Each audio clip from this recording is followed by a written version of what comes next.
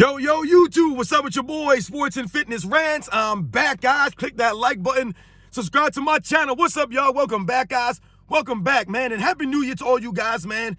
I wasn't really sure if I was going to do a video today, but I was like, you know what, man? I was feeling pretty good. I was like, yeah, I'll do a couple videos maybe. So Happy New Year to everybody out there, man. Shout out to all you guys, man. It's 2024, man. We made it. Another year in the books, man. So Happy New Year to everybody out there, man. Thank you to everybody that's been supporting my channel, guys. Everybody across the world, everybody across the states. Thank you very much, guys. We're going to continue to roll, man. We're going to continue to do this. We must continue to stop the lies, stop the narratives, stop them from rewriting the history.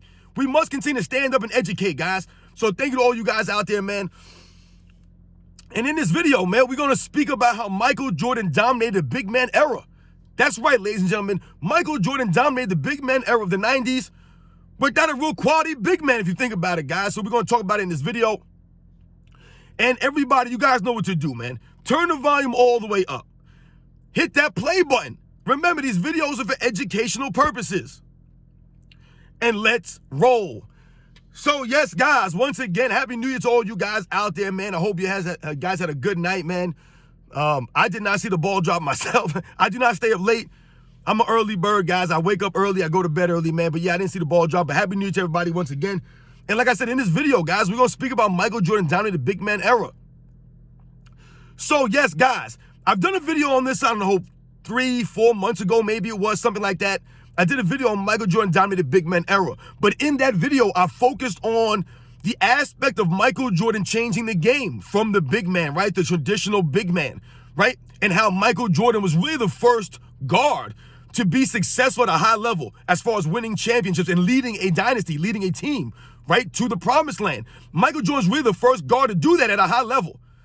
Because if we think back in NBA's history, we talk about the big man, we think about the NBA, we think about basketball, right? Basketball is always favored what? The big man, right? Basketball is played by tall people, right? People who are strangely tall, right? Awkwardly tall, these guys, man. You don't see a lot of 6'8", 6'9", 7-foot guys walking around on the earth, right? It's very rare. And basketball being a sport where the rim is 10 feet in the air, right? It obviously leads to people being taller playing the sport. So when we think about NBA's history, it was always thought that you needed a big man, right? Or a quality big man down low, some kind of down low presence for your team to be successful. All the way back to the beginning of NBA's history, guys, right? Back when it was called the BAA. You had George Mikan, right? The first great big man, the first dominant player in NBA's history, George Mikan, won 5 championships in essentially like, what, 7 years George Mikan played, right? That's dominance right there, George Mikan, right? He's a big man, right? The first dynasty led by George Mikan, a towering center, right? We think about Bob Pettit, right? Another champion of the 50s in the early NBA history, right? We think about Bob Pettit, right? A power forward, a big man in NBA's history. We think about the Bill Russells, the Will Chamberlains, the Kareem Abdul-Jabbars. These are the players that dominated championships, right? You needed to have a quality big man down low to be competitive, to win. That's the way it's always been in the history of the NBA, leading up into Michael Jordan and the 1990s era, his era. Right? We think about the 80s with Magic Johnson, Kareem Abdul-Jabbar, and the Los Angeles Lakers, right? You had a down low presence in Kareem there. Even the Boston Celtics had Kevin McHale and Robert Parrish. Kevin McHale, one of the great low post players in NBA's history at that position. A solid defensive player. That's a down low presence the Boston Celtics had. Right? Guys like Cedric Maxwell. This is what you needed. This was the conventional wisdom. This was the thinking. Up until Michael Jordan changed the game, and that's what I talked about in that video. But when we think about Michael Jordan dominating a big man era, in the 1990s, you had an emergence, or not really an emergence, but it was almost like a golden era of centers in the NBA in the 90s, right? That was really the last great era as far as centers and big men, quote unquote big men. It was the 90s, man. A lot of those guys started to phase out by the early 2000s, right? And now the center position is really no more. It's not like it was back in the days when we talk about the quote-unquote big man, right? And how you needed a down-low presence, the inside-out game. That's how it was always thought of. But Michael Jordan changed that game. And in the 90s, like I said, you had a lot of all-time great big men. You had guys like Hakeem Olajuwon, David Robinson, Patrick Ewing, Dikembe Mutombo, Alonzo Mourning. You're talking about some of the all-time great big men. You could argue that Hakeem Olajuwon, David Robinson, Patrick Ewing, or all three of those guys are top 10 centers in NBA's history. You can argue that. That's just in the 90s, guys. Right? That's the big man right there. Those are the big men era right there. And Michael Jordan dominated that big man era. And why was it so impressive what Michael Jordan was able to do in the 90s? Because I told you guys, Michael Jordan and the Chicago Bulls were able to dominate the 90s, even though they never had a big man, a quote-unquote dominant big man down low. No big man presence on the Chicago Bulls. Now, we think about the first three-peat. You had Bill Cartwright and Horace Grant. That was your down low presence for the Chicago Bulls in that first three-peat. Right, you had guys coming off the bench like Cliff Livingston, right? Stacey King, Scott Williams. These are your big men, your quote-unquote big men. Do any of those guys that I just mentioned, are any of those guys known for having offensive games or being a down low, a low post threat on the offensive end? No, they're not. I've told you guys many times on this channel, in the postseason for the Chicago Bulls, Michael Jordan was their down low, their low post threat. They would run their offense through Michael Jordan in the post many, many times in the postseason. More often in the postseason than in the regular season because teams had no way to guard and defense Michael Jordan in the post. They would have to do things like send double teams, right? Which would put their defense at a disadvantage. Michael Jordan was their best low post player every single year that Michael Jordan played in the Chicago Bulls. There was no other low post threat like Michael Jordan. He was a low post threat. They didn't have a big man, so to speak, right? You had Bill Cartwright there, or Horace Grant, but these guys were not players that you were going to dump the ball down to and let them operate, right? Create their own shots, force double teams, and kick it out. Those players were not going to do that.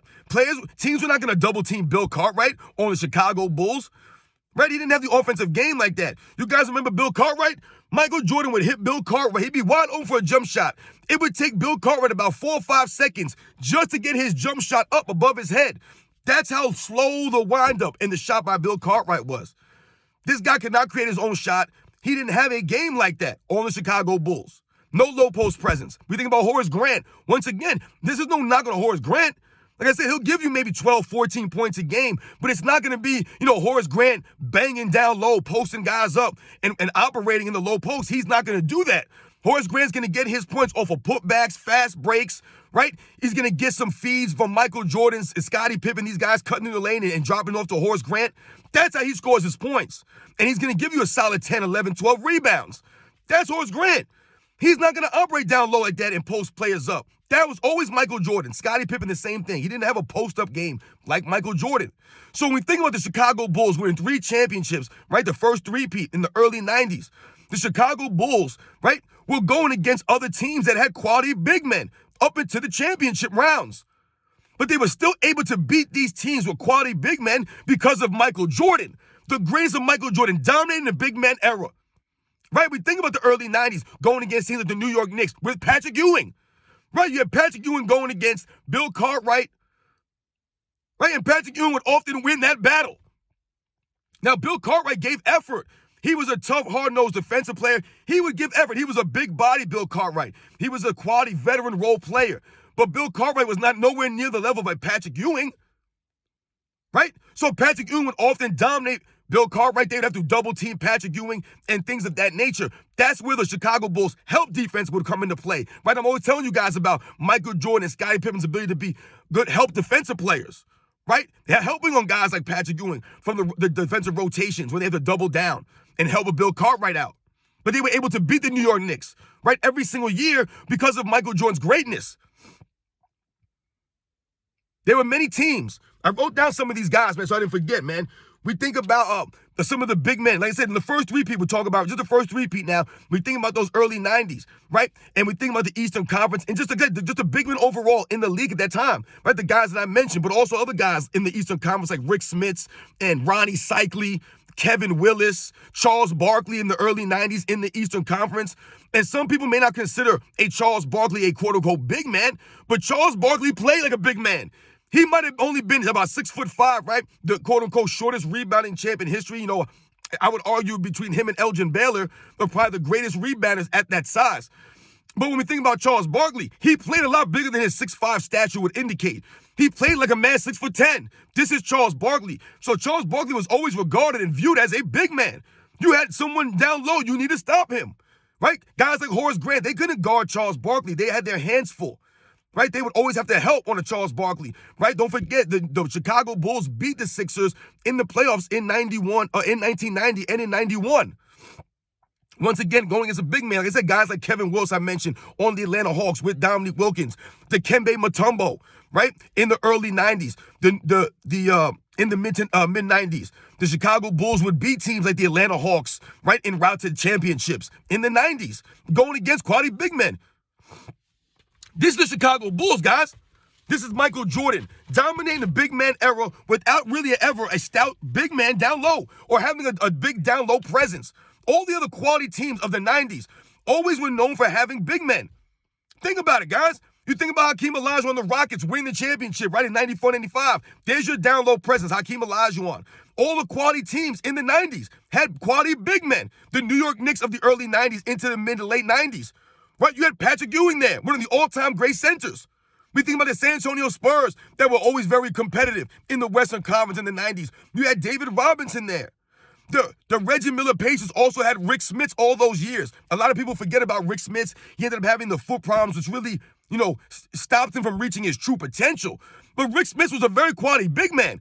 Very quality big man. If he didn't have the foot injuries, he probably would have been a Hall of Famer, Rick Smits. He had the nice jump shot touch, and he was a very solid defensive player. The dunking Dutchman, right? The Pacers had him.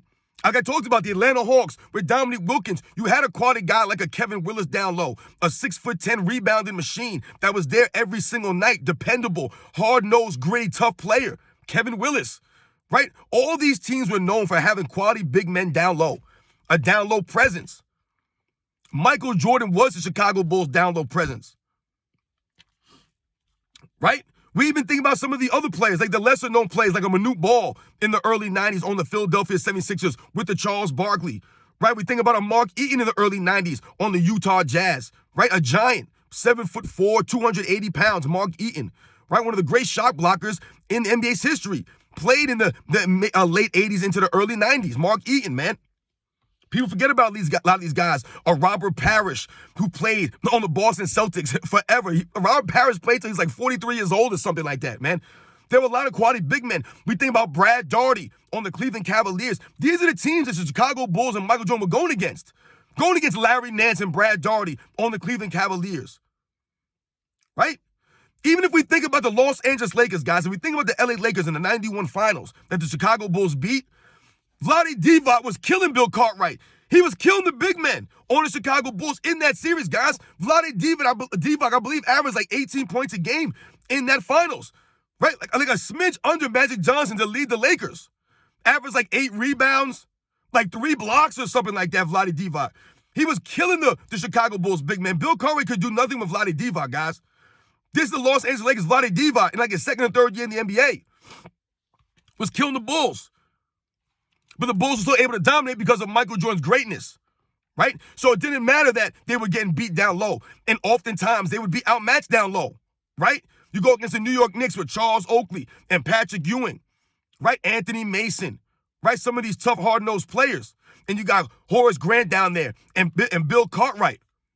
That's why Michael Jordan had to be a big brother to these guys and help a Horace Grant out mentally, right? When you had guys like Bill Laimbeer and Rick Mahorn and Mark Aguirre and James Edwards, these guys trying to mentally psych out and physically punk Horace Grant, right? And Scottie Pippen, these guys down low for the Chicago Bulls. That's why they had to bring in a Bill Cartwright, a big body, to help out. But the Bulls never had a dominant down low presence. It was always Michael Jordan. It wasn't a dominant big man. Even when we think about the second three-peat, and we think about some of the players that would be in the 90s in the Eastern Conference the Chicago Bulls would go against, right? Dennis Rodman was your big man. Luke Longley, these are your big men. Dennis Rodman is like 6'7". He's not known for being an offensive threat, right? His power was in the rebounding and his defensive abilities. Luke Longley, is Luke Longley a down low presence? Is he going to post players up consistently and get baskets? Can you go to Luke Longley? Can you run your offense through Luke Longley? No, you can't. Chicago Bulls never had this kind of player. It was always Michael Jordan. And like I said, especially in the postseason, it was Michael Jordan down low. The Chicago Bulls were going to run their offense through. They were going to dump the ball down to Michael Jordan. And the rest of the Chicago Bulls were going to feed off of that. Whatever the defense decided to do, however they wanted to approach it. Like I said, did they want to send a double team early? Do they not want to send a double team? right? Do they want to send from the baseline or from the top of the key? Who's coming over? These are the decisions they got to make as a coaching staff, the teams. And Michael Jordan was always great at reading the defenses, right, and reacting to what they do. That's the Chicago Bulls, guys. There was never Michael Jordan playing with a dominant big man down low. And he dominated the era with dominant big men. We think about Shaquille O'Neal and the Orlando Magic in 1996, right? You had Dennis Rodman guarding Shaquille O'Neal, Luke Longley guarding Shaquille O'Neal, right? They didn't have anybody to go against Shaquille O'Neal on the offensive end to make Shaq work per se, right? It was Michael Jordan posting up Nick Anderson, posting up Penny Hardaway, or Dennis Scott, or this guy or that guy. He's a down low presence. They're not going to keep dumping the ball down to Luke Longley and post up Shaquille O'Neal, right? They never had that. It was always Michael Jordan leading and dominating, right? So that's Michael Jordan's greatness, dominating the big man era.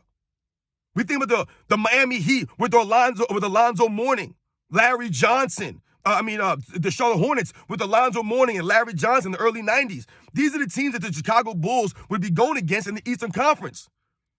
Then you deal with Alonzo Mourning and the Miami Heat later on in the Eastern Conference, right? Another dominant big man still. These are the players. You know, I didn't even mention guys like I said, like Karl Malone, who the Chicago Bulls faced in the NBA Finals. You know, sometimes you'll hear people say that the Chicago Bulls never faced a big man in the NBA Finals, or Michael Jordan never had to go against a big man in the NBA Finals. What's Karl Malone? Karl Malone about 6'9", 260 pounds. He's a power forward. He's a big man, Karl Malone. He played big. He's a big man. Charles Barkley in the 93 NBA Finals. Charles Barkley's a big man. I don't care if he's 6'5". Charles Barkley's 6'5". I told you, he plays like a man 6'10". That's Charles Barkley, man. Down low presence. Eating other Chicago Bulls, they couldn't stop him in the finals. The man was putting up otherworldly numbers, which is why I keep telling you guys, Michael Jordan had to raise to another level and average 41 points a game. That's what he had to do to beat Charles Barkley, because they had no answer for the man. Just like they had no answer for Vlade Divac in the 91 finals, but it didn't matter. Right? It didn't matter. People try to say Michael Jordan didn't play against no big men in the finals. Charles Barkley's a big man. Karl Malone's a big man. Shawn Kemp, he's not a big man. Shawn Kemp's a 6'10" power forward. Shawn Kemp probably should be in the Hall of Fame. There are other guys in the Hall of Fame right now, and Shawn Kemp should probably be in the Hall of Fame, man. In the 90s, Shawn Kemp, he's a big man. He's a 6'10" power forward, right? And the Bulls beat them. Right? Who's Michael Jordan's big men? Dennis Rodman and Luke Longley. These are his big men. Right? In the second three-peat. Tony Kukoc, he's not a big man. He didn't play like a big man. Like I said, are you running your offense through these kinds of guys? That's what I'm talking about. The conventional wisdom always was you needed a quality big man to run your offense through, to be successful, someone you could dump the ball down to, that could get a basket. Like I said, a George Mikan, a Bob Pettit, a Bill Russell, a Wilt Chamberlain, right? You could dump the ball down to these guys and they could score. You could run your offense through them. The Chicago Bulls never had a big man they could run their offense through. All the other great teams of that era had quality big men, whether it was Dikembe Mutombo on the Denver Nuggets or the Atlanta Hawks, or like I said, Alonzo Mourning on the Charlotte Hornets or the Miami Heat, Shaquille O'Neal on the Orlando Magic or the Los Angeles Lakers, Karl Malone on the Utah Jazz, Charles Barkley on the Sixers, and then later the Suns. Patrick Ewing on the Knicks, David Robinson on the Spurs, right? Hakeem Olajuwon on the Rockets, Shawn Kemp on the Sonics. All these teams had quality big men. Rick Smits on the Indiana Pacers. Ronnie Cycling in the early 90s on the Miami Heat. Right? A lot of people forget about Ronnie Cycling, man. He was a quality big man. Right? He had a nice little jump shot stroke. Right? You still had Moses Malone in the early 90s on the Atlanta Hawks. Right? You had, like I said, you had a guy like a Brad Daugherty on the Cleveland Cavaliers. Once again, another guy, Brad Daugherty, who would be in the Hall of Fame if it wasn't for foot injuries. So you had guys like a Rick Smith with foot injuries. Brad Daugherty, back injuries for Brad Daugherty. I believe he hurt his back severely, right? But these guys are Hall of Fame quality type centers. It was the injuries that derailed them. But these were quality big men for years in the early to mid-90s. Brad Daugherty never gets mentioned. These are the guys that Michael Jordan was going against in the 90s. These are the big men. Every team, I told you right now, you see they all had a quality big man and you could dump the ball down to run your offense through, right? No one else, Michael Jordan never had that. Never had a big man like that. What if Michael Jordan would have had a quality big man that they could have dumped the ball to and let him operate? What if you gave him a Kevin McHale, right? Or a Brad Daugherty, a Shaquille O'Neal, a Hakeem Olajuwon, a David Robinson? Michael Jordan dominated big man era. He changed the game, Michael Jordan, because what would he usher in? The new era, the Kobe Bryants, the Allen Iversons, the Tracy McGrady's, the Vince Carters, right? This new age, the LeBron Jameses, the Dwayne Wades. These guys would be coming in, the Ray Allens. That was the new era, when people started to realize that you didn't just need a big man. You could win with the perimeter player, right? A guy that could play both sides of the ball at a high level. You could win that way. So they started looking at these athletic win-type players. And that was the changing of the game. That was what Michael Jordan did. Dominated big man era. When everybody thought you couldn't do that, Michael Jordan did that in an era with all-time great big men. All the great big men that played in the 90s, guys. On the Eastern Conference, the Western Conference, in the NBA Finals, it didn't matter. All these teams had quality big men. The Chicago Bulls never had a center or a power forward where they could drop the ball down to and they could run their offense through that player or dump them down and they had a low post game. It was always Michael Jordan. He was always the low post threat for the Chicago Bulls. Always. It was always that way. It was never Scottie Pippen or Horace Grant or Bill Cartwright, Luke Longley, Tony Kukoc, Scott Williams. None of these guys, man. Bison Dele. None of these guys were going to give you baskets like that down low as a big man. They were not Kevin McHale. They weren't Kareem Abdul-Jabbar or Shaq or Alonzo Mourning, right? They weren't on these guys' level. They just were not. They were role players, man, and they played their role, right? They ran that triangle to help those guys, put them in good position to be successful. Michael Jordan did that for them.